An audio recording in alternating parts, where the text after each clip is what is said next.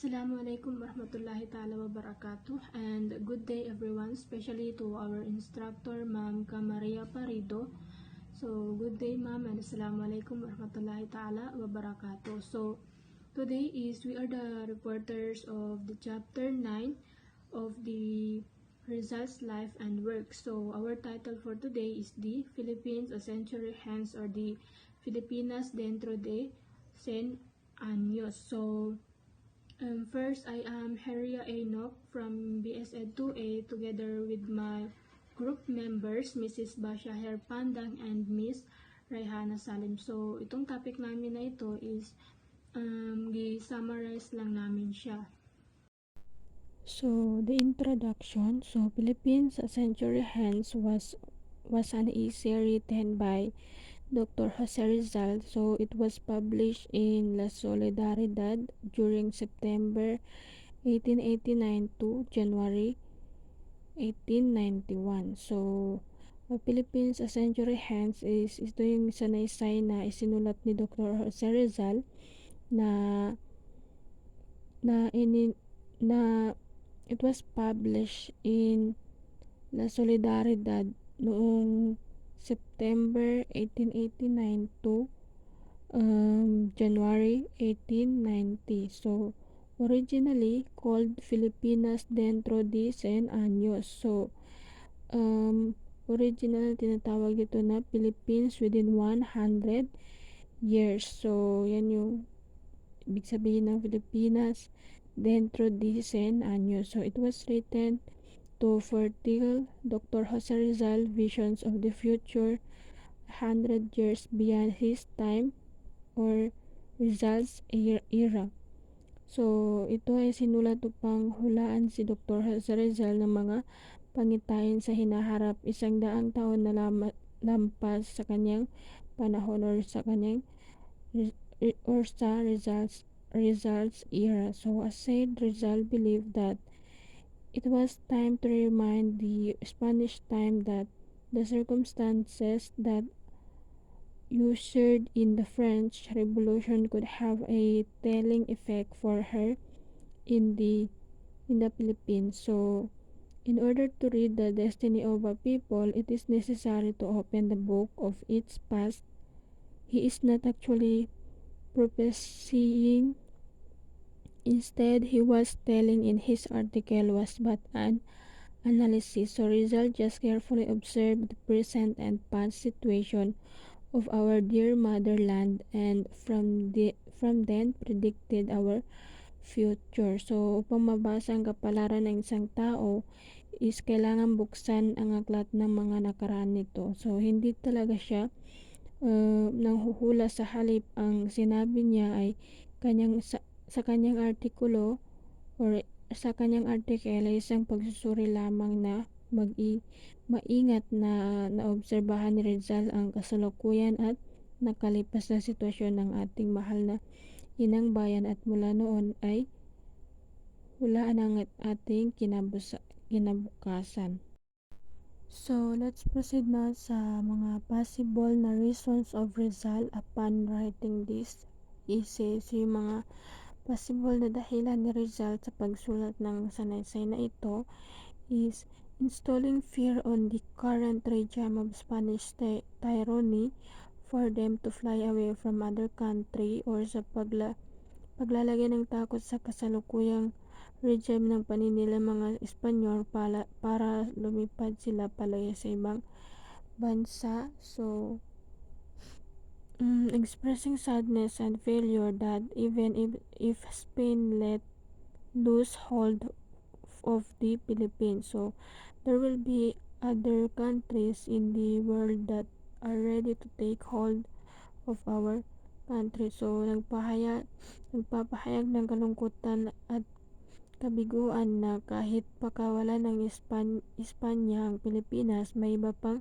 bansa sa mundo na handang hawakan ang ating bansa. So, Rizal was giving a hint of hope to the Filipinos that sooner or later a great nation will save their country from the oppressive rule of Spain. So, si Rizal ay nagbibigay ng pahiwatig ng pag-asa sa mga Pilipino na mamalaot madali sa isang dakilang bansa ang magliligtas sa kanilang bansa mula sa mapang-aping paghahari ng mga Espanyol. Causes of sufferings and deterioration. So, Spain's implementation of her military policies. So, yung mga pagpapatupad ng Espanya sa kanyang mga patakarang militar, and the Philippine population decreased dramatically. So, bumaba yung population ng Pilipinas noong panahon pa ni Rizal. So, ang kahirapan ay naging mas laganap kaysa dati, or yung poverty become more rampant than ever, and farmlands were left to wither. Yung mga lupang sakahan ay naiwan sa pagkakalanta. So, the lack of freedom of the press. So, the result stated that the Philippines will remain under Spanish domination but with more law and greater liberty, or they will declare themselves independent after steeping themselves and the mother country in blood. So, pinahayag ni Rizal na ang Pilipinas ay mananatili sa ilalim ng dominasyon ng mga Espanyol. So, ngunit may higit na batas at higit na kalayaan, o sila ay magde-declared ng kanilang sarili sa independent pagkatapos na ibabaon ang kanilang sarili at ang kanilang inang bayan. So, in his essay, we see his urge to put freedom in our land through peaceful negotiations with the Spanish government in Spain. So, sa kanyang sanaysay ay makikita ang kanyang pagpupursige na ilagay ang kalayaan sa ating lupain sa pamamagitan ng mapayapang negosasyon sa pamahalaang Espanyol at Espanya. The inevitable. One of the main topics tackled by Rizal in the essay was whether Spain could indeed prevent the looming progress of the Philippines.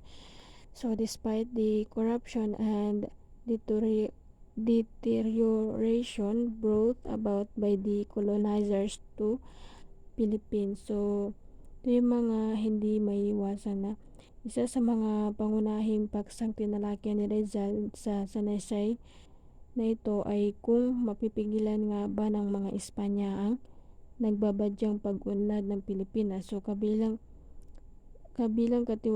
katiwalian at pagkasira na dulot ng mga colonizer ng Pilipinas. So, Spain therefore had no means to stop the progress of the country. What it needs to do is to change its colonial policies so that they are in keeping with the needs of the Philippine society and to the rising nationalism of the people. So, ang Espanya sa makatuwid ay walang paraan upang pigilan ang pag-unlad ng bansa. So, ang kailangan nitong gawin ay baguhin ang kolonyal na mga patakaran nito upang ito ay umayon sa pangangailangan ng lipunang Pilipino at sa mga umuusbong na sa nasyonalismo ng mga mamamayan. So what Rizal had envisioned in his essay came true. In 1898, the Americans reached with Spain to win the Philippines, and eventually took over the country. There was a reign of democracy and liberty. So, nagkatotoo na ang naisip ni Rizal sa kanyang sanaysay noong 1898, nakipagbuno ang mga Amerikano sa Espanya upang mapanalunan ang Pilipinas. So, at kalaunan ay kinuha ang bansa. So, ang kanila ay isang paghahari ng demokrasya at kalayaan.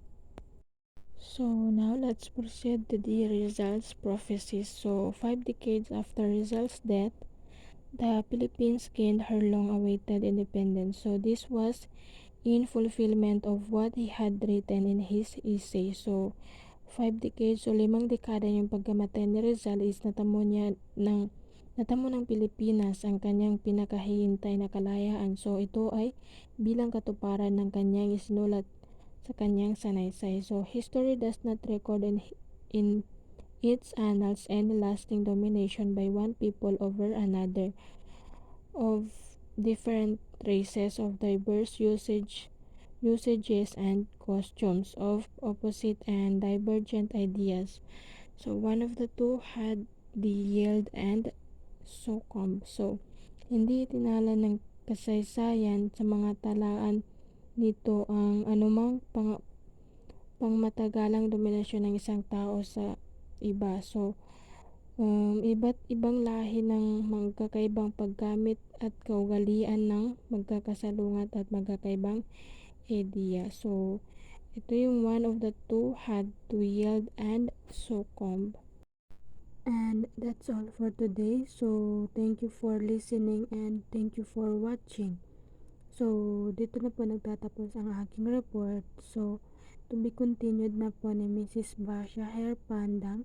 So, Assalamualaikum warahmatullahi ta'ala wabarakatuh.